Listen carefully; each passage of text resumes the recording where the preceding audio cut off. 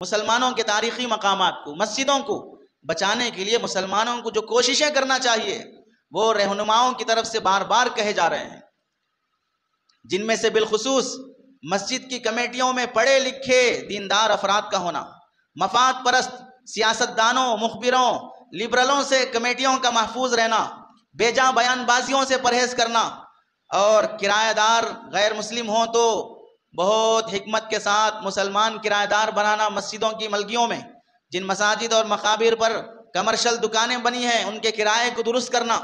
مکہ مسجد کی جو وقف پراپرٹیاں ہیں وہ 150 مکانات ہیں، 150 مکانات، لیکن 150 مکانات کا کل کرایہ آ رہا ہے 9,000 روپے۔ کسی آدمی کو 150 مکانات ہوں کسی کے اور اس کا کرایہ 9,000 روپے ہو تو اس کو تو یہ بول دینا چاہیے کہ بھئی میرے مکانات نہیں ہے، 9,000 کیا کروں؟ 25,000 تو بھکاری کما رہا ہے، 9,000 لا رہا ہے، یہ 150 پراپرٹیاں رکھ کے، لیکن یہ سب 150 مکانات کے کرائے دینے والے کون ہیں؟ یہ سب وہ حرام خور کرایہ دار مسلمان ہیں جو وقف کی پراپرٹی کو اپنی باپ کی جاگیر سمجھ کر قبضہ کر کے بیٹھے ہیں۔ کیا وہاں کی آمدنی سے ایک بڑا کالج نہیں کھولا جا سکتا؟ 150 مکانات کا اگر 10,000 15,000 20,000 کرایہ مان لیا جائے تو ماہانہ کتنے لاکھ ہوں گے؟ یتیموں اور بیواؤں کا سہارے کا نظم نہیں کیا جا سکتا؟ غریب مسلمانوں کے علاج کا انتظام نہیں ہو سکتا؟ کیا کام نہیں ہو سکتا ہے اوقاف کی پراپرٹیوں سے؟ ملک کا سروے ہے کہ ہندوستان کو ریلوے ڈپارٹمنٹ سے جتنا انکم ہے اس کے بعد پورے ہندوستان میں سب سے زیادہ انکم اگر کسی سے ہے تو وہ اوقاف کی پراپرٹیوں سے ہے۔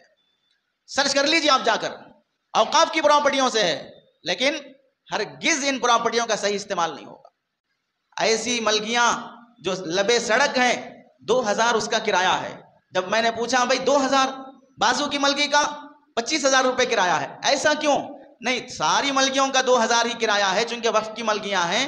وہاں سے لینے کے بعد کمیٹی میں سے ہی بعض ممبر یا دوست فلاں مسجد کے کرائے کو لیتے ہیں، 2,000 مسجد کو دیتے ہیں، باہر والوں کو 25,000 میں دیتے ہیں، 20,000 میں دیتے ہیں۔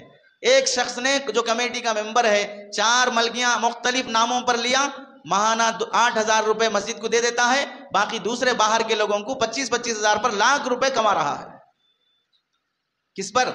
مسجد کی پراپرٹی پر۔